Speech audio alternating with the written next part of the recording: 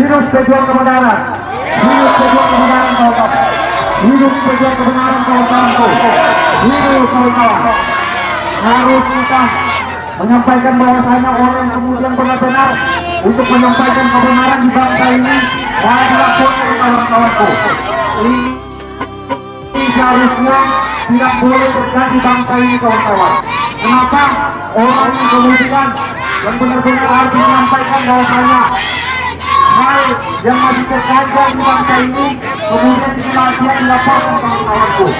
Maka kami daripada yang ini biar kebenaran yang kemudian harus menyampaikan dan juga melakukan aksi untuk saya di bangsa ini.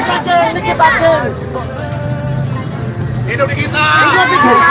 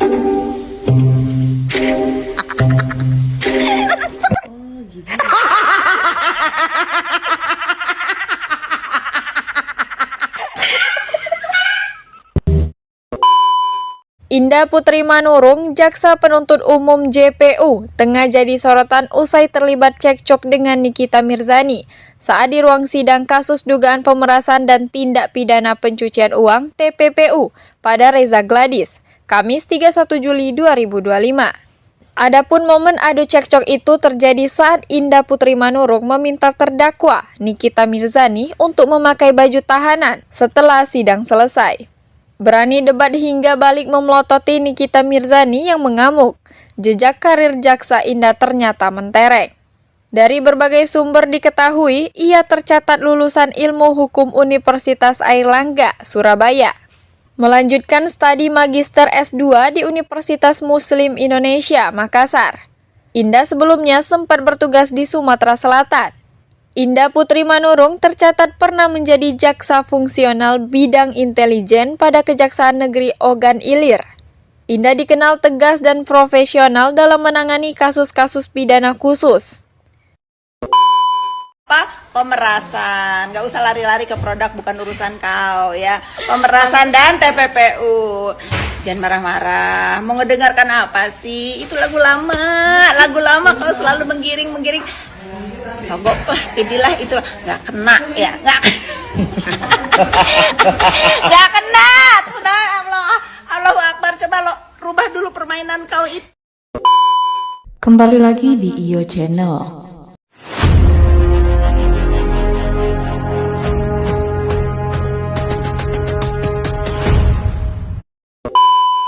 Baiklah, kali ini saya akan membahas tentang heboh sidang Nikita Mirzani versus Reza Gladys. BPOM siap kirim saksi jika diperlukan. Untuk selengkapnya simak video berikut ini. Sekarang waktunya tangkap Reza Gladys dan bebaskan Nikita Mirzani. Harus segera. Reza Gladys lama efektif pasti salah tahu dia.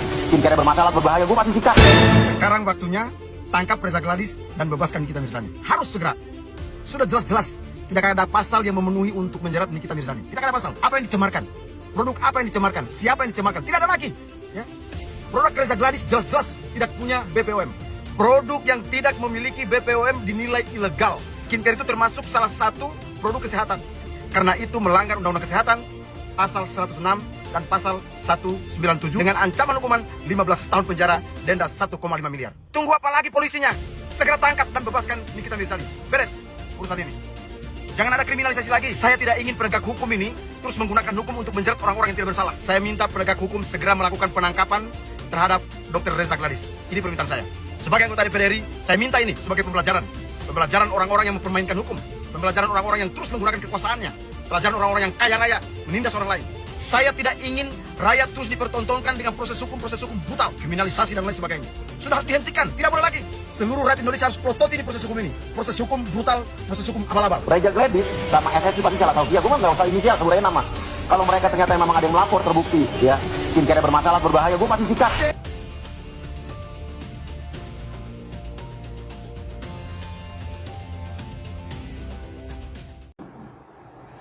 Nikita Mirzani ke Polda Metro Jaya, menurut saya itu kekeliruan.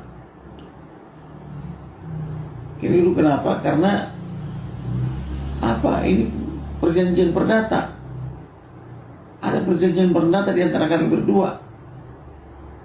Begitu. Jadi menurut saya sampai 120 hari pun itu nanti, kecuali kong kali kong dengan jaksanya, tidak akan 21. Jadi Kapolda Metro Jaya harus bertanggung jawab atas kasus ini. Demikian juga direkturnya. Karena dugaan saya ada perjanjian di antara mereka itu. Begitu kira-kira. Tidak ada TPPU di situ sama tidak ada pemerasan. Kalau misalnya ada pemerasan, di mana pemerasannya? Orang dikasih barangnya, dikasih uangnya, ada kesepakatan. Pemerasannya apa? Apa Nikita Mirzani yang janda bisa memukul dokter itu? Tidak mungkin kan? Demikian juga apa Nikita Mirzani memaksa atau menipu orang itu sehingga mengeluarkan uang untuk ditipu sehingga terjadi tindak pidana umum. Tidak mungkin. Pantaskah jaksa seperti itu melanggar hak asasi manusia? Oke guys, aku benar-benar memikirkan ini overnight whether aku mau buat video ini atau enggak. Mengenai kasus Nikita Mirzani yang sedang terjadi sekarang, beberapa hari ini FYP terus perlakuan dia di ruang sidang, dan ada beberapa video yang ingin aku bahas. Dan percayalah, aku bukan tipe wanita yang akan membahas tanpa research. Aku sudah melakukan research yang lumayan banyak, dan berdasarkan itu aku akan memberikan opini-opini aku. Akan ada banyak dari kalian yang tidak setuju, and that's fine. Cobalah kita berbahas ini dengan logika, dan apabila kalian tidak setuju, kita bahas di komentar, tapi jangan menggunakan perasaan deh. Kita ngomong apa adanya aja ya. Dan aku siap banget mendengarkan opini-opini kalian. Yang pertama yang ingin saya bahas adalah jaksa memaksakan terdakwa menggunakan rompi. Nah, aku baca nih ada Undang-Undang Nomor 16 Tahun 2004 tentang tugas dan wewenang JPU, termasuk melaksanakan penahanan dan pengawasan tahanan. Pemakaian rompi sebagai bagian dari pengawasan tahanan termasuk dalam kewenangan tersebut. Oke, jadi udah paham ya pasalnya ada. Tapi secara prinsip, etika, dan hak konstitusional setiap manusia di negara ini tidak boleh berlebihan sampai merendahkan martabat atau hak asasi manusia tersangka atau terdakwa. Bila terdakwa menolak memakai rompi, jaksa dapat meminta aparat kepolisian untuk menegakkan perintah tersebut dengan cara yang wajar, tidak kasar atau melanggar hak asasi. Menurut saya, kasar, melanggar, dan ada polisi di sana. Kenapa jaksa harus turun tangan dan memaksakan secara fisik gitu? Like, it doesn't make sense to me. Kita nggak lagi bahas whether terdakwa attitude-nya seperti apa atau kasus ini tentang apa. Kamu tuh jaksa gitu. Menurut aku tuh ini embarrassing bagi negara kita nggak sih kalau dilihat sama orang-orang di luar negeri, kayaknya kayak sirkus nggak sih, nggak kayak sidang. sebagai jaksa etika kamu di mana? Dan kita sebagai rakyat Indonesia tuh hak asasi manusia kita tuh kayak seperti nggak penting gitu nggak sih? Masa kita dikucilkan sampai sekecil itu? Yang kedua yang aku mau bahas adalah video ini. Coba kalau aku belum pulang tak bantuin itu ibu jaksa baik dia gua. Aku yakin kalian udah pernah lihat. Ketiga wanita ini memberikan aku kesan seperti mereka mean girls, bully.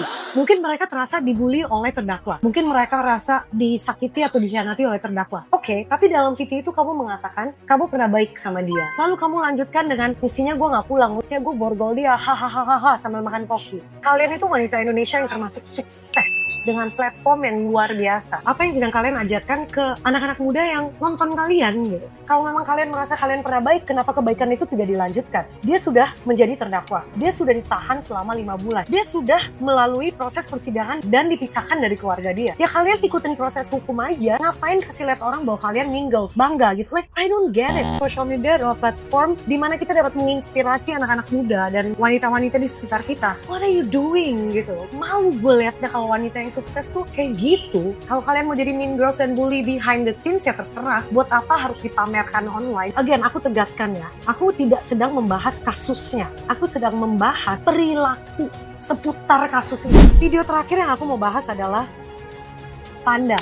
Dan ada satu lagi dengan Dr. Oki kalau nggak salah. Apa betul Dr. Home, Dok?